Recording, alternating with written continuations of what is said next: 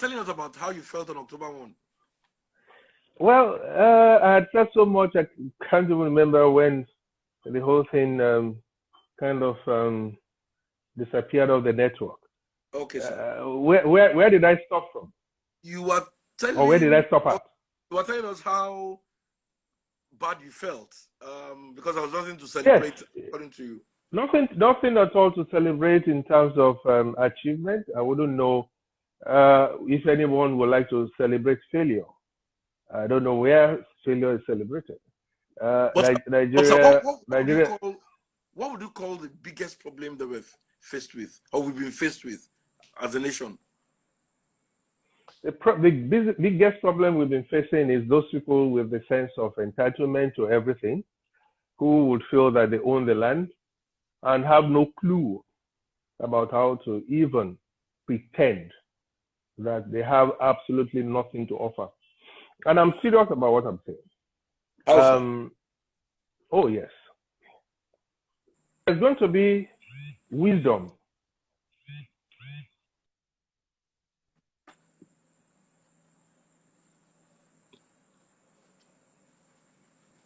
There's going to be wisdom. Can you hear me? Yes, sir. There's going to be wisdom in knowing your limitations. There's going to be wisdom in knowing your strength. There's something we call SWOT analysis. Okay. You look at your strengths, you look at your weaknesses. After your weaknesses, you look at what is the threat that will come your way, and then you look at you look at opportunities that can accrue, and then you look at the threats. If those who have a sense of entitlement to the Nigerian enterprise have done the proper SWOT analysis, they'll be able to realize that their weaknesses far outweigh their strength, and that there should be equal opportunities for all, rather than accrue to themselves all about the number of opportunities available unto all, now unto one. And then they should have looked at the threats that will come from having to, unto themselves, bring all the patrimony, the commonwealth of the whole nation. Because if that is not what they are doing, then we won't be talking. Look at all the army formations, military formations, even naval, air force, everything in the north. 16 security situations or security positions, 15 to the north. And look at Lagos, for example. Lagos and Kano were at par in terms of population for like 20 years. I consult for the World Bank, and the figures we use about as of 1999 was 18 million for Lagos, and we're using 7 million for Kano. But then they did the abracadabra, and Kano is 9 million and Lagos is 8 million. Even let us take that. In 1972, Lagos had 4 municipal local governments. Kano had 2 in 1972.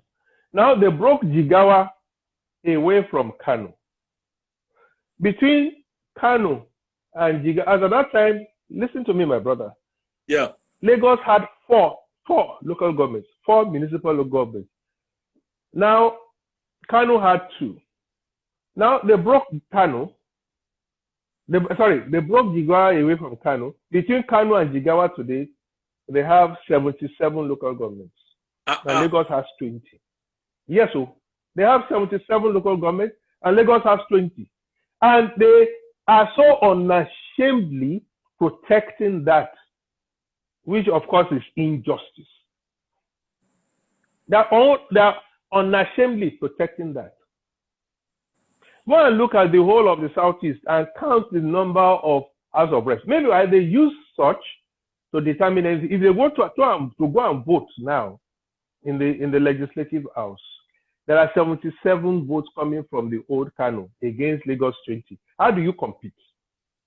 In which case, it is already designed to fail. And allocation. Is that not how they allocate money? Is it not consistencies that they use? Yes, sir. So imagine the amount of money. In terms of VAT, I went to national television. I was on channels, and I said 69% of the VAT accruing to Nigeria today is coming from the Southwest. And what do we get back? We hardly get back 18%. These same people who don't want their, who they say it is haram to smoke, they collect all the VAT from all these monies that is haram and spend in themselves. And what do we get? For even allowing the haram, for even making money out of it, for even posting it into the government treasury, what do we get? So we can't continue, we can't go on this way. Those are the ones who have, they have simply told us we don't matter. They have simply told us the Yoruba life does not matter. That's what they are telling us. So where is the problem? The problem starts from inequality. The problem starts from not allowing everybody to have what is called competition. And I will explain. We all went to school. And I'm not using it in a derogatory way. No, it's not derogatory. We are not saying that some people didn't go. We all went to school is a statement of fact. But the fact remains that we must compete. I wasn't given any double promotion. I wasn't given any triple promotion. I walked from primary 1 to primary 2, making sure that I read my books and I passed. If you don't pass, then you don't get promoted. Why would somebody be promoted and given triple promotion for not even having to go to school? What I'm trying to say is very simple. We had the Western region, we had the Eastern region, we had the Northern region. They were all competing.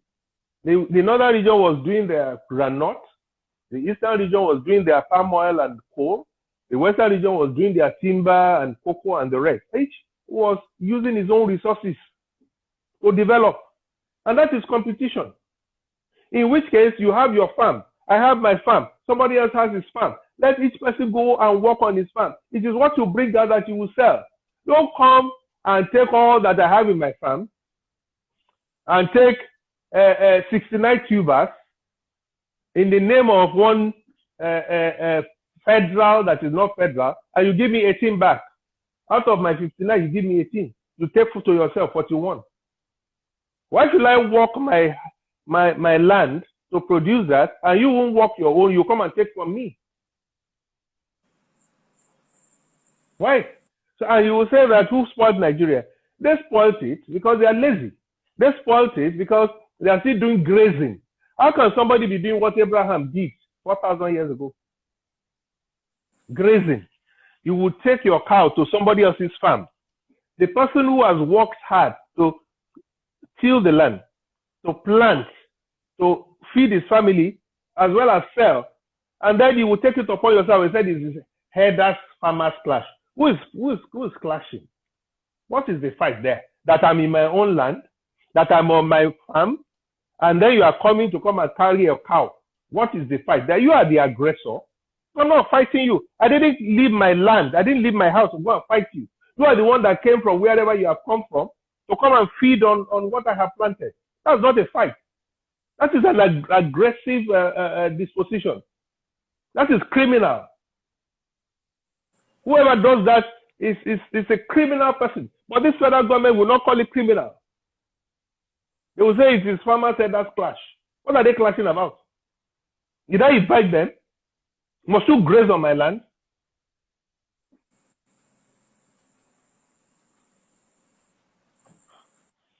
Yes, sir. I was going to ask.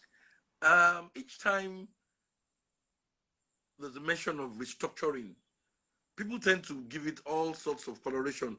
Can you explain to us, sir, what the restructuring concept means to AFENIFERE? Well, the structuring was something that came up as recent as 2013. What AFENIFERE has always said since the 1953 London Constitutional Conference that Papa Awolowo presented the case of the Western region was that we should have a nation of regions, that each region will be responsible for how the people will want to live their lives, including their own constitution. So we had the 1963, we had the 1954 Constitution, even for the Southwest. We had our coat of arms. We had our consulate house in London. In fact, incidentally, the Western Nigeria House is now the Nigeria House. I hope you know that. Papa Awolowo bought it for the Western region. Now they've taken. I'm telling you that for a fact. Now, what I'm trying to say in essence is this. Sorry, sir. Take that again, sir. I didn't hear that, sir. The Western House that was bought by the Western region in London is the same house they call the Nigeria House today. Now, so what we are saying is very simple. The Yoruba would want to say, take us back to where we were in 1963 Constitution, the pre-66 situation before the military came. That is what we've been saying. We never changed. That's the AFENIFERE position. But throughout the course of time, others have come. The South rule were talking of resource control. Alawa Kabasho in 1991 was calling for national conference. It's all geared towards the same thing. But when we started talking of restructuring was when we engaged President Jonathan, AFENIFERE, that the country must be restructured, that the structure is not working. And that was what led to the 2014 confab, which was a purely AFENIFERE initiative. And he did what he had to do. Unfortunately, those who wanted power to go back to the North scuttled that effort. And then Buhari came, and when things were not going well, that was when Papa Adebanjo in 2016 started gathering all the Yoruba together. And that was when the Yoruba Summit Group was formed as the umbrella body, not just for AFENIFERE. And that was what led to the 2017 Ibadan Declaration, in which even the Vice President sent his special advisor, and all the state governors were well represented. In fact, Governor Fayose came. And it was even an MPN stalwart, Chief Akintola's son, who raised the motion that we should all say the Yoruba want nothing but restructuring, and it was seconded. In which case, restructuring is to say go back to where we were. And that is the position of AFENIFERE. But now that Mr. President has come to say that Papa Adeboye, AFENIFERE, and everybody calling Papa Obasanjo, everybody calling for restructuring, that they are unpatriotic. Now we know where they stand. We know what exactly they're telling us. So you wait for us to now determine the next natural step, even in AFENIFERE. So how do you see the fact that a lot of Yoruba leaders who are not even political in nature are all talking about restructuring? Does it come to you as a surprise? Well, why would it come to me as a surprise? Who would want to continue to be in this kind of quagmire? It is useless trying to prove to anyone that we're in a faulty structure. It is useless.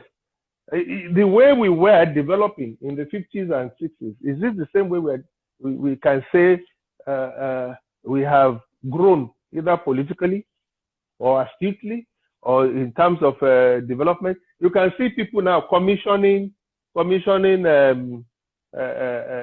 federal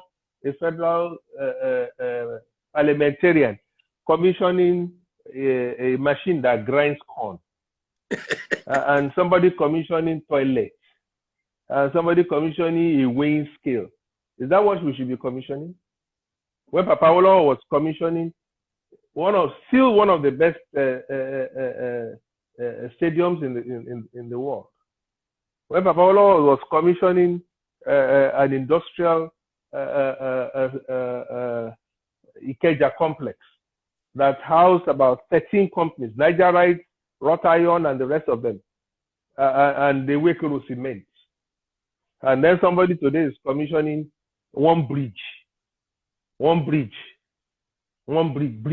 commissioning bridge. When the Western region built Western House in Lagos, built airport hotel, built Premier Hotel, built Cocoa House, and a governor today is commissioning. If you see the bridge, go to Owerri and ask the people the kind of bridge and what happened to that bridge later. So what exactly are we talking about?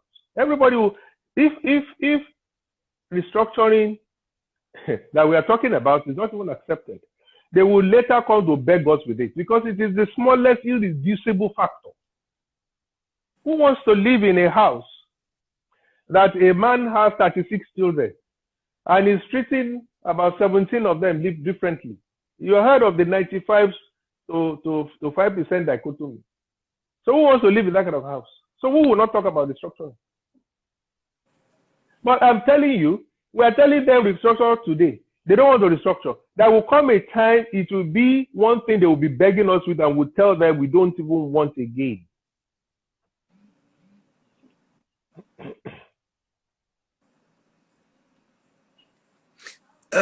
So when you look at the speech of Mr. President on October 1, what do you make of it? Oh, the speech that he was comparing Nigeria with Saudi Arabia and said it is unfair. Yes, the joke is on him. How can the president say that? Who is he talking to? In fact, the president of my primary 6 shouldn't say that. The president of my primary 6 class should not say that. Oh, people have answered it. Do I need to? How can the president say that if Saudi Arabia is paying 138, it is unfair for us to pay 1? And people have told him, what is your own minimum wage that you are not even paid? 30,000.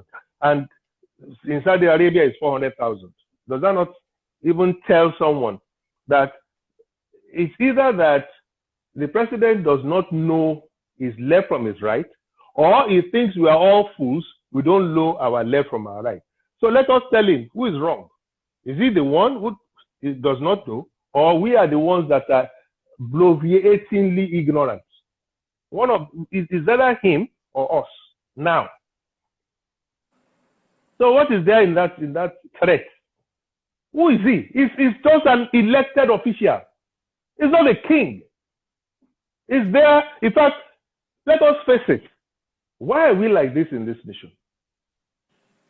We elected a president who treats us like we are his subjects. Did we elect a king? A president for 4 years. And then maybe for another 4 years. And that is only if he got elected or he rigged himself into power. This is a man that took over from Shagari in 1983. And what did he cite as the reason for taking Shagari out? He said fraudulent election, corruption and all that. Let him tell us what is happening in his government. If it is not like 200 times worse than what happened in Shagari's government. So what is the legitimacy of his being there? When all they accuse Shagari of, he too is doing it. Or he's done 200 times more than what Shagari did. Allowed it under his watch.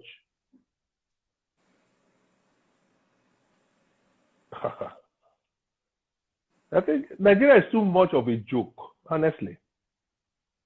Nigeria is too much of a joke. But sir, how do you also see the fact that like some people say the Yoruba leaders are not united? I mean, there are various groups doing various things and all of that, and I mean, well, that's neither here nor there. Who is united? Even when Jesus was alive, did we have a united discipleship? We still had a Judas. And then who is united? Even when Moses was leading some people out, were all the Jews united? You can't have everything in terms of one single line. And even those who have tried to unite the Yoruba, I can only find 2 people. I can only find Ududua and Papa Wabafebialowo. Outside of the 2, I really don't know of anyone that has really been able to achieve that. The one that is spending money, thinking that he wants to be president and trying to get some people to come under his wings by, how do I put it, patronage, transactional politicians aspiring to be president from Yoruba land. What unity?